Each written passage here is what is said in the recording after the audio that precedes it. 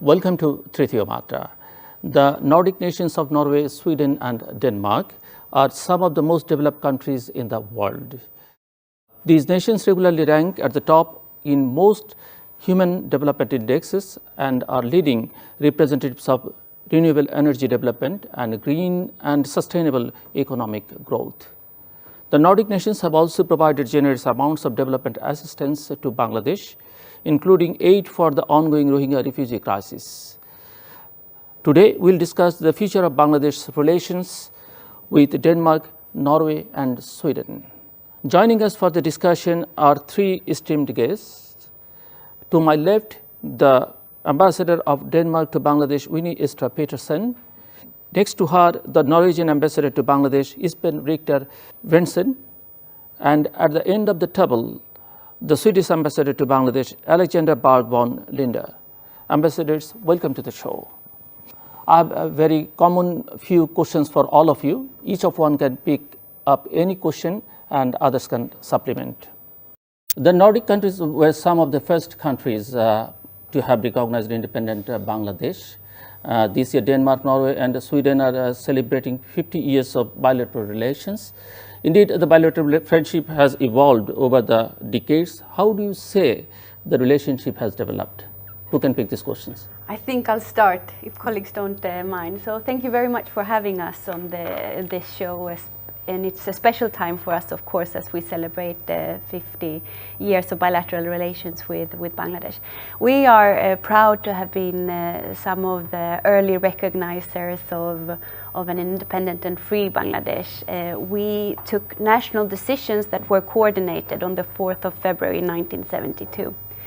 And this year for us is a year of both looking at has-been and the partnership that we have had during these last 5 decades, but also looking forward and seeing both bilaterally but also as Nordics, how is our relationship with Bangladesh going to be defined in the future. I think if we look back, we have stood by Bangladesh in both challenges and successes, and we are proud to have been contributors to the tremendous development journey that Bangladesh has undertaken.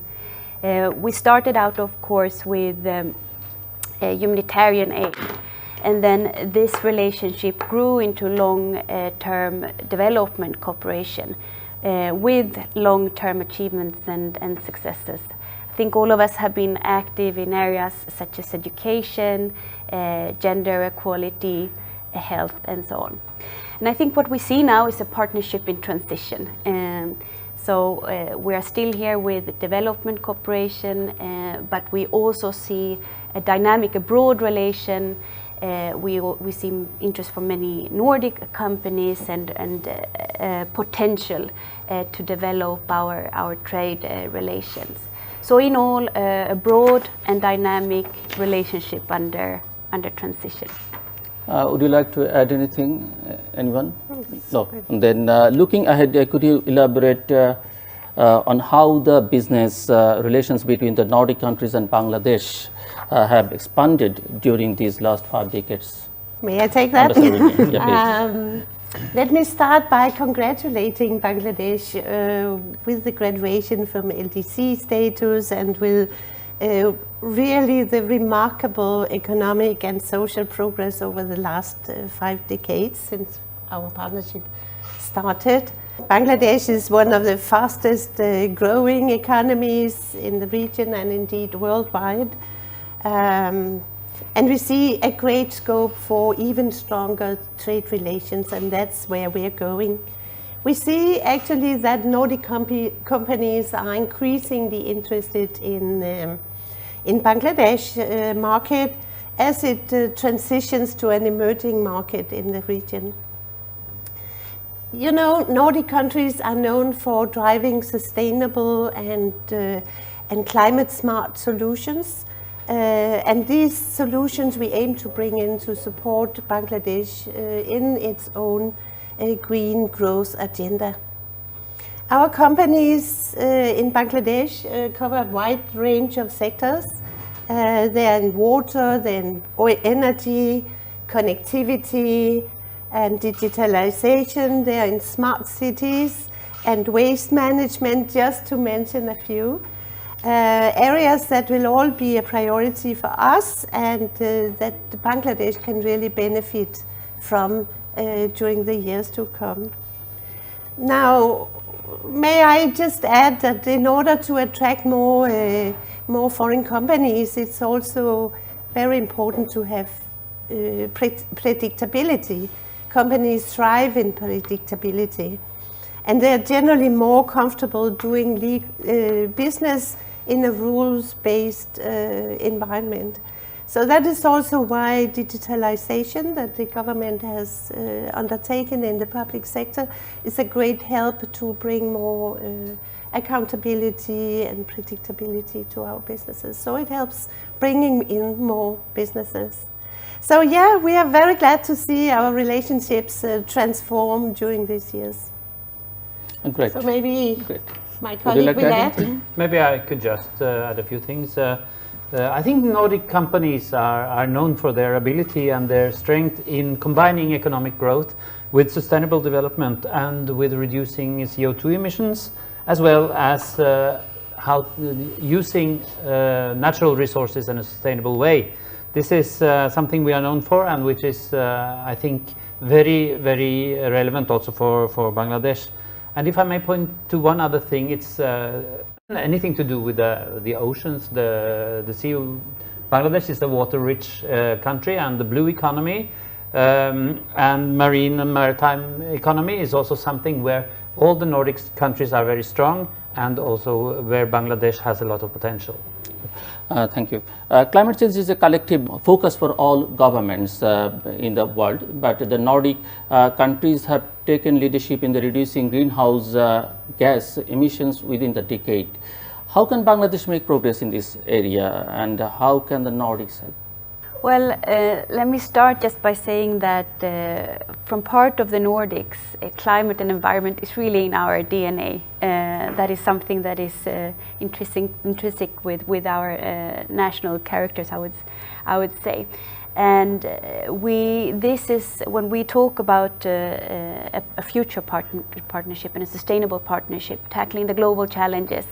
With Bangladesh is of course on top of that agenda, not least when it comes to the negative consequences of climate change and environment degradation.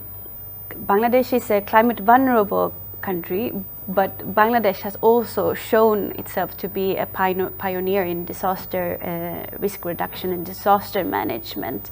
We were all early providers with support, for instance, when it comes to early warning systems and cyclone shelters, and we are proud of that contribution. And I think from part of the Nordics, we will continue to engage in mitigation and adaptation with Bangladesh. As you yourself mentioned, we have ambitious climate goals ourselves nationally. From part of Norway and Denmark, they are committed to reducing greenhouse gas emissions by at least 40% and 70% by 2030. And from part of Sweden, we are committed to reducing emissions to net zero by 2045 at the latest. I think also, as my Danish colleague mentioned, we have a lot of knowledge when it comes to sustainable technological development, and I think that here there is an interest from part of Nordic companies to share that experience with Bangladesh and partner in that sense. Then last but not least, we are also committed on the global level. All of us are big providers of international climate finance to different relevant funds, and are also engaged in trying to have Bangladesh also accessing these funds. So I think that our ambition is multifaceted in terms of climate change and countering those negative consequences. Ambassadors, sustainability is a key pillar of Nordic societies. Your countries are taking global leadership in climate action, with the Nordic region said to be the most sustainable and integrated region in the world by 2030. What are your views on Bangladesh and its progress in this area? Who's taking this question? I think we are we are seeing a very strong consciousness about this in Bangladesh now, and we see that Bangladesh has been having a very high profile in the last COP in Glasgow, where even Prime Minister Sheikh Hasina participated. And we see that Bangladesh has been the leader of the climate vulnerable group.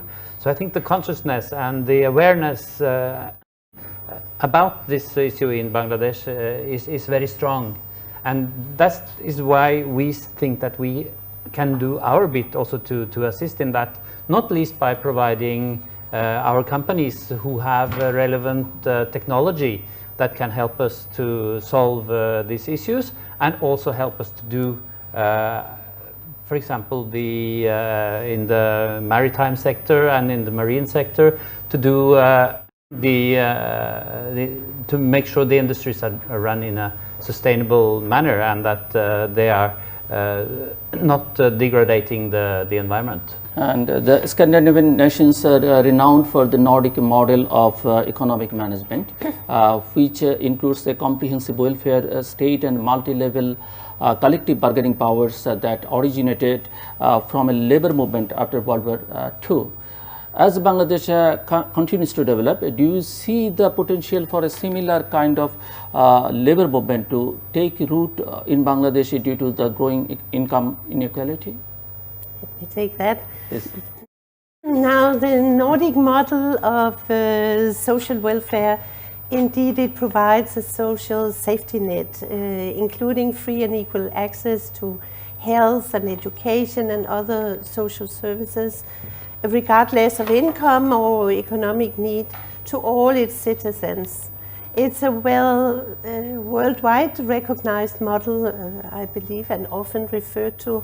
Actually, the Honorable Prime Minister often refers to her father, pointing to the Nordic countries as a model in all these items. And I'm sure we have somehow inspired his vision for Golden Bangladesh also. Now, of course, that model is very heavily dependent on citizens paying tax, a very high degree of tax, actually. Otherwise, there would be no funds to give all those benefits to the citizens. And there is a broad consensus in our societies that this is good for the businesses, actually.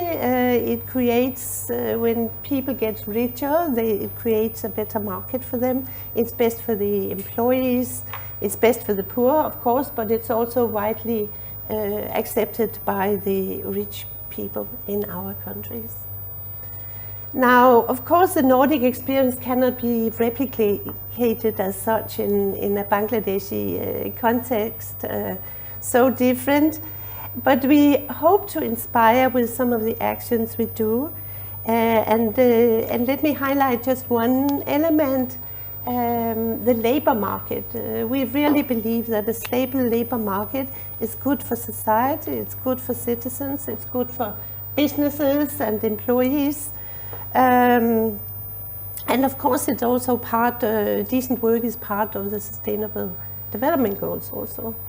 So here in Bangladesh, we all work with a stable labor market and trying to apply our expertise in this area in collaboration with Bangladeshi partners, with ILO, for instance. We are working, Sweden and Denmark are working on tripartite dialogue for more quality-focused and people-centered industries. Denmark also, we support the occupational health and safety through DIFI, and I know my colleagues also have other. So it is a very important input to what we do here that we want to share and inspire most of all. Would you like to add anything? Can I just add one important aspect seen from a Bangladeshi perspective, and that is Bangladesh has high ambitions to increase its trade with other countries and to export its products like it's doing now with the ready-made garments and other things. But what we see is a general global trend that consumers in other countries pay really close attention to how the products have been made. And if there is some doubt, if there's some cloud hanging over the Bangladeshi labor market, for example, if there are revelations about the bad practices, if the products are not produced in a sustainable manner, the consumers in the other countries will not buy them. And so there is a considerable amount of consumer power here, which any country or any producer has to take into account and to act accordingly. Ambassador Alex, would you like to add anything? No. Well, I can. I think we have, all of us, but Sweden has a lot of Swedish companies engaged in the RMG sector. And they have very high ambitions in terms of their internal climate goals. But there is also EU legislation that is coming that will force companies to look very, as my Norwegian colleague was saying, look very closely on how products are made. So I think that the dialogue that we have with government authorities and trade related authorities are very important, especially when it comes to transition of the RMG industry, renewable energy, circularity, and high climate goals on the issue. So this is something that we will be continuing to work with and have a dialogue. That's great. Ambassadors, Bangladesh has been hosting more than 1 million Rohingya refugees since 2017. Since then, we have received aid and logistical support from the West and generous donations from Scandinavian nations to continue hosting the refugees. But repatriation talks have seemingly stalled. What do you believe could be done to create an environment that allows safe and human repatriation of the Rohingya people back into their homeland? I can start on that one. I think from part of the Nordics, humanitarian issues are very close to our heart, and so is, of course, the Rohingya situation here in Bangladesh. And any conversation about this should, of course, start with commending the government of Bangladesh and the people government of Bangladesh for hosting the Rohingya refugees for such a long time, and until safe and dignified and voluntary return can be provided back to Myanmar. All of us engaged early in this crisis with humanitarian support. Some of us have also looked at it more broadly and are engaged with development cooperation, supporting also the host communities in the district of Cox's Bazar, acknowledging, of course, that it's a very big burden on that district and on Bangladesh as a whole. And we foresee that this engagement will, of course, continue not only with humanitarian support, but also with the diplomatic efforts, where I think that my Norwegian colleague wants to step in. Yeah, we are, of course, in full agreement on this, and also about the great respect for Bangladesh for hosting this group. Norway is currently an elected member of the United Nations Security Council, and we have been working very hard there to keep the Rohingya issue on the agenda whenever the situation in Myanmar is discussed. And of course, any prospect of repatriation was dealt a big blow by the military coup in Myanmar last year, in February last year. It's been a huge setback, and it's making things more difficult for everybody, not least for the government of Bangladesh. But also we see, of course, for the Rohingyas themselves, that sort of the prospect that they will be staying even longer here Also, of course, necessitates looking into things like education, livelihood, things like that, that can actually have a more or less meaningful life while they are here, and so that we don't develop a sort of a lost generation which has no education and no belief in the future. So we are standing by Bangladesh. We are pushing all we can in international fora to keep this potato hot in a way.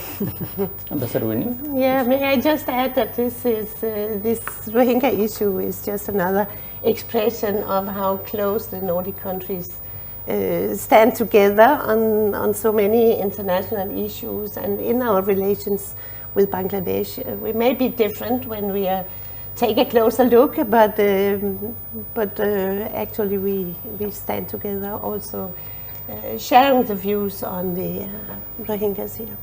Ambassadors, the Nordic countries proudly express steadfast commitment to human rights as a priority in foreign policy. Social development is also key to sustainability. How do the Nordic countries engage in the advocacy and protection of human rights? I think human rights is much more than foreign policy thing. It's one of the foundations of our societies.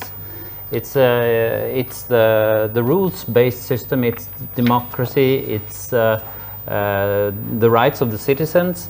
These and the independent institutions. These are the foundations on which a society is standing. And that's why the human rights is not, it's not a side issue. It's a basic issue. And for example, regarding economic growth, for economic growth to take place, you need, as we talked about earlier, stable markets, predictability, rules-based system, independent courts, ways to solve conflicts, and a level playing field. All of these things are linked to human rights. So promoting human rights is in everything we do. It's the sort of part of the foundation of everything. Anyone else? I think I'll wholeheartedly agree with my Norwegian colleague here. I think in terms of the DNA of Nordics, human rights, governance, democracy are definitely in there, and this is something that we will speak about in whatever context we are in. Also, of course, at home, but also with our partners and friends around the world. And it's so much at the core of the Nordic model that I spoke about before, really. So, Ambassador Alex, Sweden will host the UN conference on the human environment for the second time, last time in 1972, called Stockholm Plus 50. Could you please tell us a bit more about the background and the purpose of the conference? Yes. So there's a lot of 1972 in there. I mean, we have, of course, the 50 years relations, Nordic relations to Bangladesh, but 1972 was a little bit of a landmark year, I would say, also for the discussion on international level when it comes to environment, above all. And we hosted that first landmark UN conference in Stockholm that gave birth to a number of things, but among other things there was a recognition that environment needs to be institutionalized within the UN system. So UNEP, the United Nations Environment Program, was born. Many countries set up their environment ministries after that. There's a lot that came out of that conference. But above all, I think it was the recognition of the interlinkage between environment and climate, environment and poverty. And the start of the discussion between developing and industrialized countries about how we could go about tackling this. And now, 50 years later, of course, A lot of achievements have been done, but there is also a lot of challenges left. So the Stockholm Plus 50 conference that will be hosted by Sweden and Kenya and UNEP in Stockholm in the beginning of June is a way of assessing, assessing where we have come from and where we are going, and also acknowledging the linkages between climate, environment and development, that you need to look at the agenda holistically in order to tackle it. So I think it will be a very important conference, and we also look to have a more inclusive dialogue. So we have invited youth from all over the world, civil societies, business, government representatives will of course be there, but in an attempt and an effort to acknowledge that these issues are linked together and that they need to be tackled together. Bangladesh is coming on minister level, and that we are very grateful for. This is something that is of course a high priority also for Bangladesh, as we have been discussing, and I think it's good that we hear Bangladesh also as the leader of the Climate Vulnerable Forum in these contexts. Ambassador Alex, Sweden has been pursuing a feminist foreign policy for many years. Could you elaborate a bit more about how the feminist foreign policy works in practice and how you see the possibilities to cooperate with Bangladesh in this regard? Yes, so I think that gender equality, if we start in that end, gender equality is of course something that binds us all together, and as a consequence of that, as a consequence of for many years having promoted gender equality and worked with the gender equality globally, the Swedish government 2014 as the first nation decided to establish a feminist foreign policy. So I represent a feminist government, and I think it comes from the simple assumption that if you want sustainable development, if you want inclusive economic growth, you cannot have that if you leave half of the population behind. All need to be on that development train, so to speak.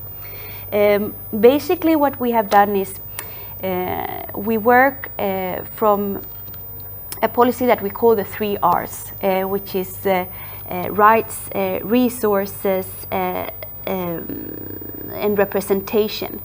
And that is integrated in all the foreign policy aspects. So when we talk about the feminist foreign policy, we can talk about foreign policy and security policy, but also in commerce and in development cooperation. So this is something that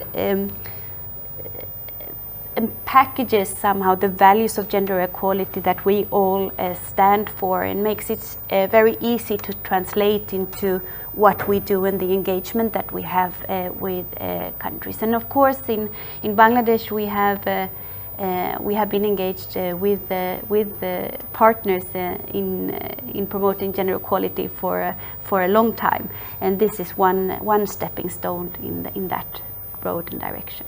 Indeed, a great policy. Ambassador Winnie, the green agenda has been a key priority in Bangladesh. You know that Bangladesh-Denmark bilateral relations especially.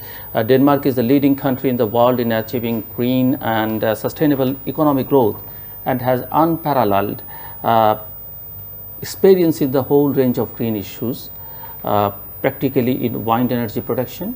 Do you believe that Bangladesh could also build the capacity to emulate such sustainable economic growth and renewable energy generation? What steps will Bangladesh need to follow to achieve this goal?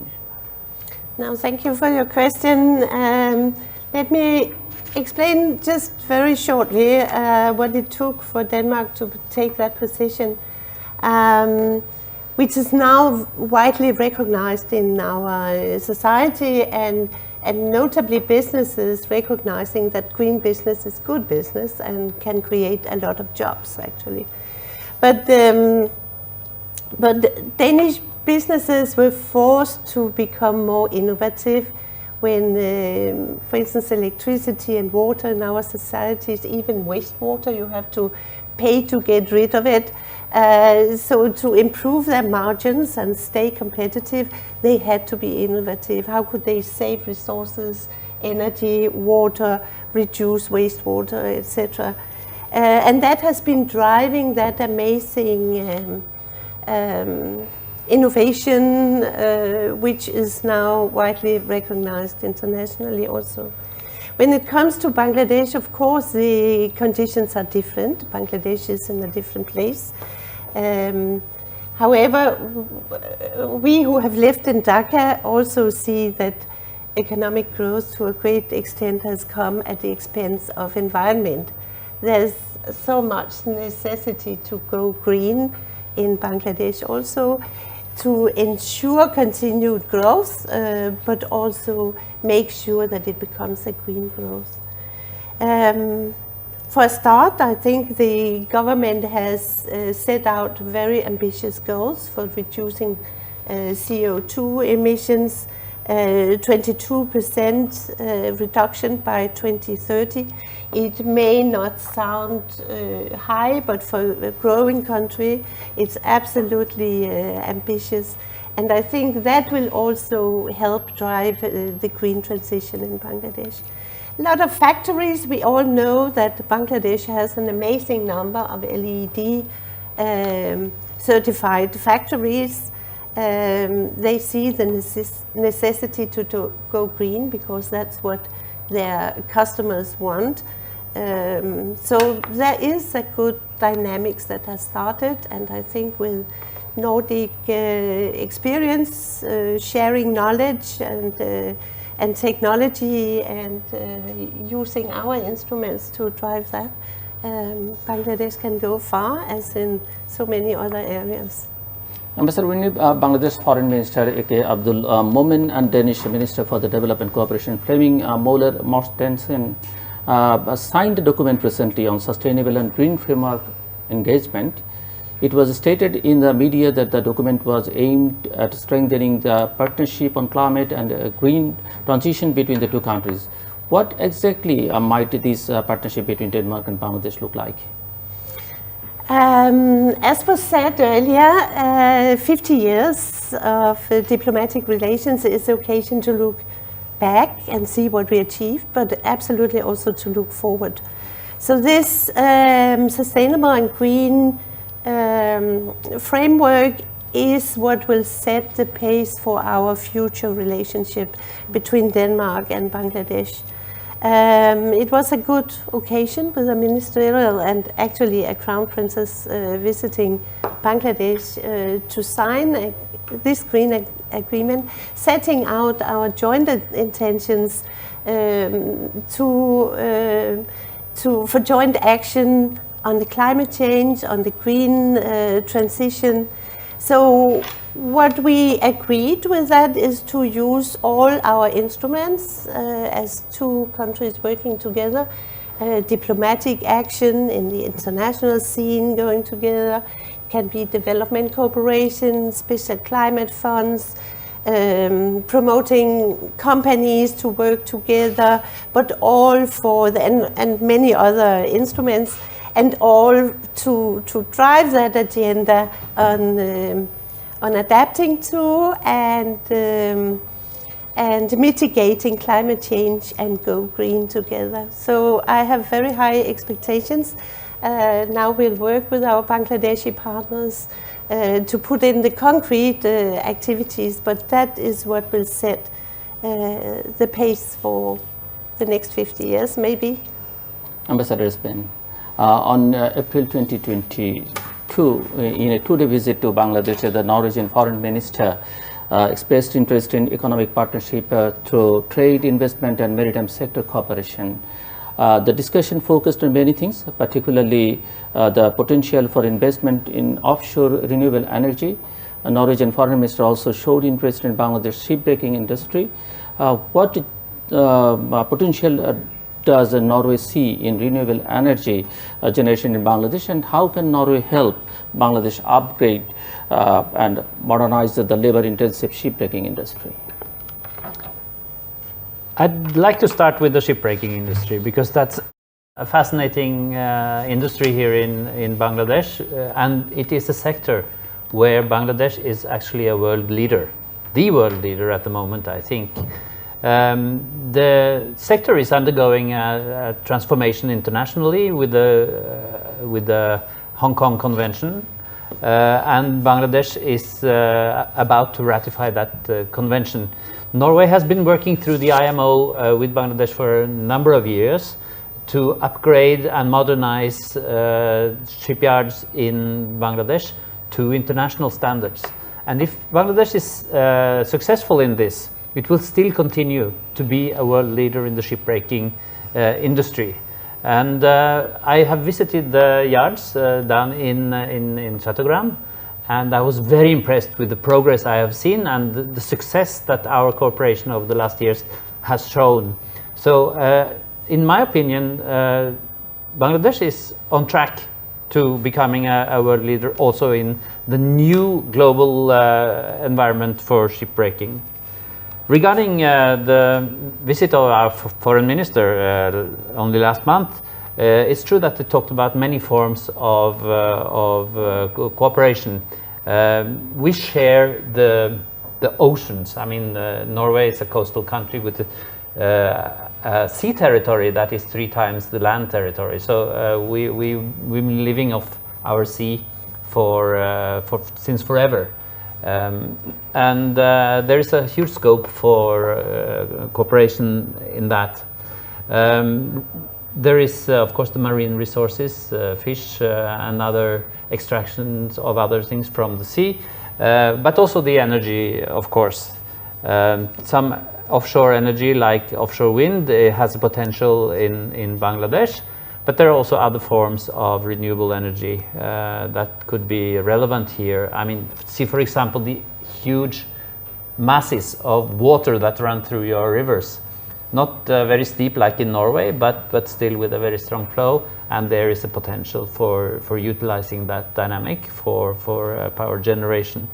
So I see a great potential. Ambassador, in the meeting with the Bangladeshi foreign minister and also with the Prime Minister of Bangladesh, you touched upon preparations for the next general elections in Bangladesh. Mm-hmm. How do you think the next general elections in Bangladesh can be made all-inclusive, and is there any possibility that Norway would send election observers to Bangladesh? Let me start by referring to what was said previously about the fundamental importance of the democratic institutions in a country, also from an economic perspective. And of course, this upcoming election is extremely important for Bangladesh. It will sort of renew or confirm the credentials of Bangladesh. There is a long process leading up to this election, and it has already started. There has been a law enacted on the election commission. The commission has been appointed, and it has started its consultation. It's a long road to go down, and it's extremely important that all stakeholders in Bangladesh play along in this process and take part in the election when it takes place. Election observers is one part of it, and it's one part that the international community can provide. It will also lend credibility to the elections.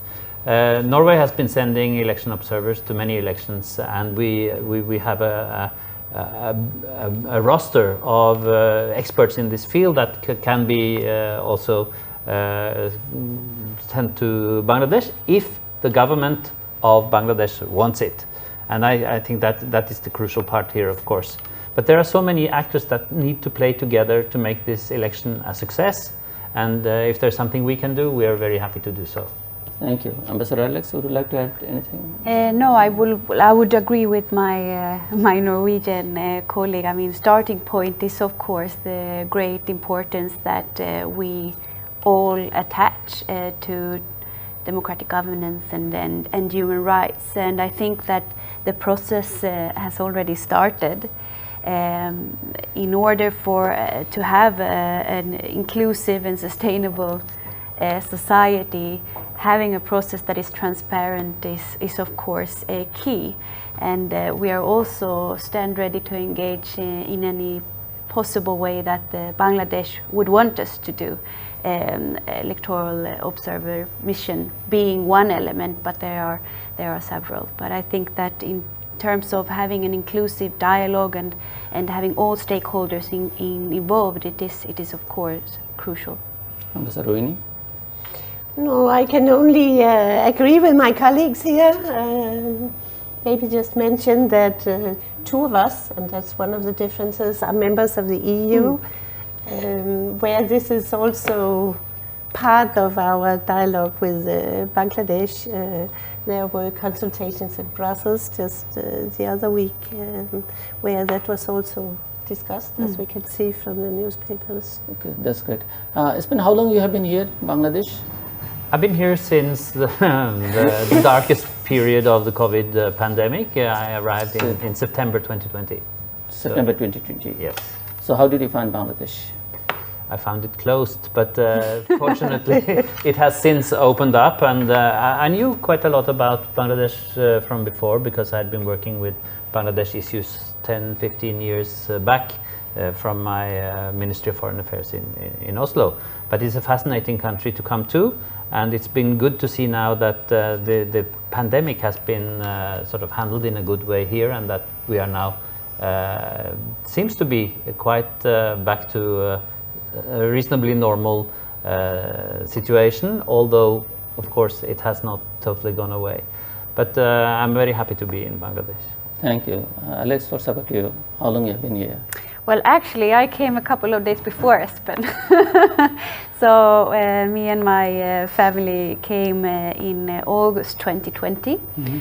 And I think that we have taken the opportunity between the waves of the pandemic to travel Bangladesh, and now looking forward to traveling even more. It has been 2 intense years in different ways, but absolutely fascinating. So we're just in the beginning of our journey, and look forward to understand and to learn more. Ambassador Winnie? Yeah, I actually came a couple of years before my good colleagues. Almost how many years? Four? I came September 2018, so I'll almost be here for 4 years. And I also find it very, very interesting. So many good things that we can do together, Bangladesh and Denmark. So many exciting things on the way. 2 years setback under COVID, so I decided to take an extra year just because it's so fascinating. Thank you. So we are almost at the end of the program. So any final words from you for the viewers, Espen? No, I think one of the things that really fascinates me in Bangladesh is the population, the friendliness, their hardworking nature, their resilience, and the way that they never get broken. I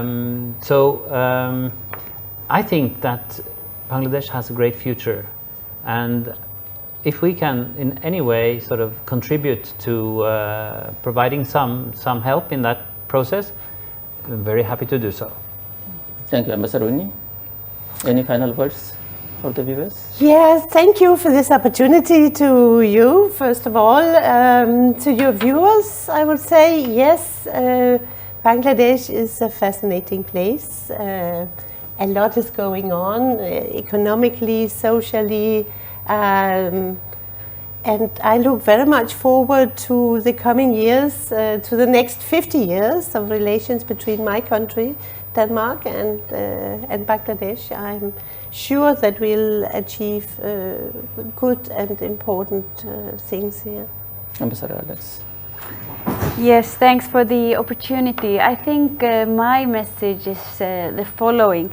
I mean, now we have been discussing trade and commerce and politics and development cooperation, but the relationship between countries is also the people-to-people relationship. And when I look back at the 5 decades, it's filled with these amazing personal stories about Sweden and Bangladesh. So it has been a privilege to discover some of these stories that make up the relationship. One of the highlights during my tenure so far, and something that I will look forward to continue doing, is speaking to young people here. It's a huge proportion of the population, and the dynamics, the engagement that you meet from them is something that really stays with me. So I look forward to wherever I go to speak to young people out there and also share my perspective of Sweden and Bangladesh relations. Thank you. Thank you so much, Ambassador Winnie Estrup Petersen, Ambassador Espen Rikter-Svendsen, and Ambassador Alexandra Berg von Linde. Thank you so much. Thanks indeed for being with us. And this was very fascinating discussion. Thank you so much. Bangladesh has had a long and prosperous relationship with the Nordic nations of Sweden, Denmark, and Norway. Over the last 50 years, the 3 countries have become close development partners for Bangladesh. And as we are on the path to graduating from LDC status, we can expect the strategic relationship to become even more robust and fruitful for all parties. As the looming threat of climate change threatens the development of Bangladesh in the near future, we will continue to look forward on Nordic development partners to provide guidance on mitigating and adapting to an increasingly hostile environment. By working together, we hope that we might be able to create a better world for all future generations to come. That's all for this moment. Thank you all for joining us.